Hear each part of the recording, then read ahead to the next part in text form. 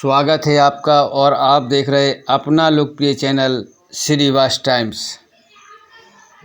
Shrivas times एक लाया बड़ी खबर। देखें, जाति बदलकर चुनाव जीतने का गौतम टेंडवाल पर लगा आरोप।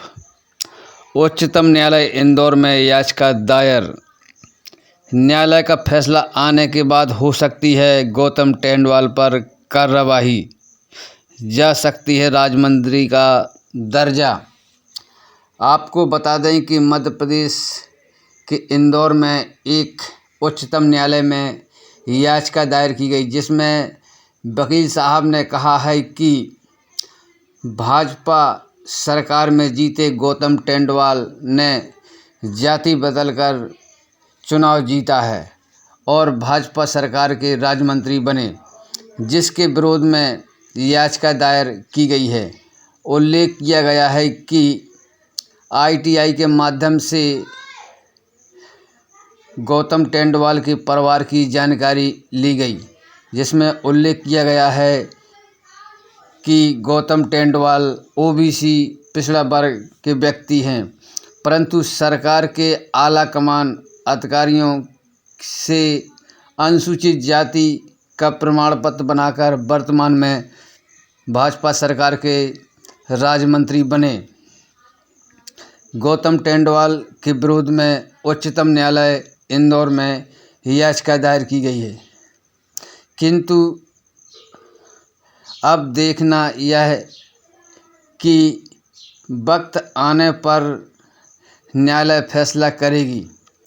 फिर सवाल खड़ा होता है कि जिस सीट से गौतम टेंडवाल ने चुनाव लड़ा है वह शासन प्रशासन के द्वारा अनुसूचित जाति की सीट मानी जाती है, किंतु यह फैसला आने के बाद ही गौतम टेंडवाल पर हो सकती है कार्रवाई।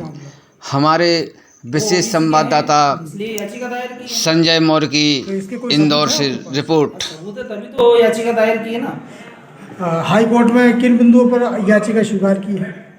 एक तो डिस्ट्रिक्ट कोर्ट का फैसला है जो इस पे एट्रोसिटी एक्ट इन्होंने किसी के ऊपर लगाया था, तो वो खारिज हुआ था वहाँ से, और ये ओबीसी घोषित हुआ था, इनका लड़का ने लगाया था, तो वो ओबीसी का घोषित हो गया था वहाँ से। एक तो वो है, इनके पूरे परिवार के, इनके पापा के, इनकी बहन के, इनके ताऊ जी के लड़के के, सभी के जो ओबीसी के प्रमाण पत्र बने हुए हैं, और जो जिन ये सब जगह जहाँ सर्विस इन लोगों ने की है उस सर्विस रिकॉर्ड भी इन लोगों का जो है ओबीसी का है। तो इसलिए के लिए हमने देखा कहीं ना कहीं कि हमारे समाज का शोषण हो रहा है। समाज का जब शोषण होते हुए देखा तो रहा नहीं गया, हम लोगों ने याचिका दायर कर दी। ये याचिका के बाद आपको किसी प्रकार की कोई डराना धमकाने या धमकी, किसी प्रकार की धमकी तो नहीं मिली अभी तक? ऐसा तो अभी नहीं हुआ है। हाँ, सुबह के टाइम पे आज जरूर हुआ था, कोई बाइक वाला था, ऐसा धमकी दे गया कि अब तो बचने वाला नहीं है, ये जरूर बोल के गया था, पर वो उसको रोक नहीं पाया मैं, कौन था कौन नहीं था। के लिए इशू किया गया है वो एससी कैटेगरी का है, लेकिन जो इनकी जो ओरिजिनल जो जाति रही है, जो डॉक्यूमेंट्स कहते हैं, वो जिनगर जाति रही है, जो कि ओबीसी श्रेणी में आती है, पिछड़ा वर्ग में आती है।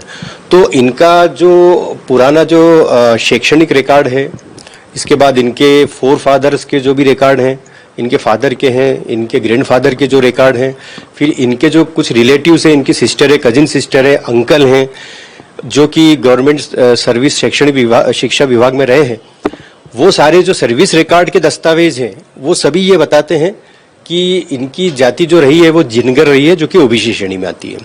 तो ये सारे दस्तावेजों को इकट्ठा करके पूर्व में भी इनके विरुद्ध शिकायत हुई है, और वो शिकायत जो हुई वो फिर जो एक इसकी अथॉरिटी रहती है वो शिकायत जाती है छानबीन समिति के सामने, जो एक स्क्रीनिंग कमेटी रहती है।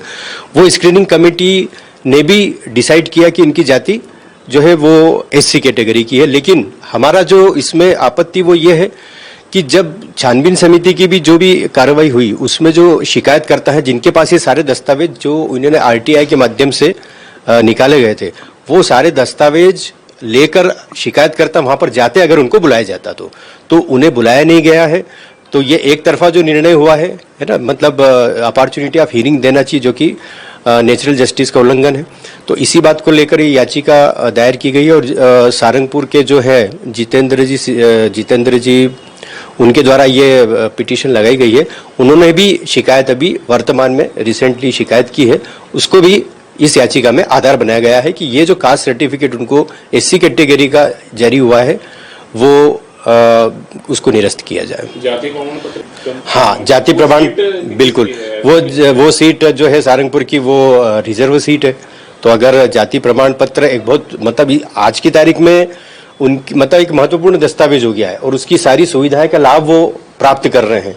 तो अगर ये जाति प्रमाण पत्र शिकायतकर्ता के आधार पर चूंकि गलत जारी किया गया है और वो ओबीसी श्रेणी में आते हैं, तो अगर ऐसी स्थिति बनती है या माननीय उच्च न्यायालय ऐसा कोई आदेश जारी करता है तो फिर वो चुनाव भी थोड़ा में परेशानी आ सकती है।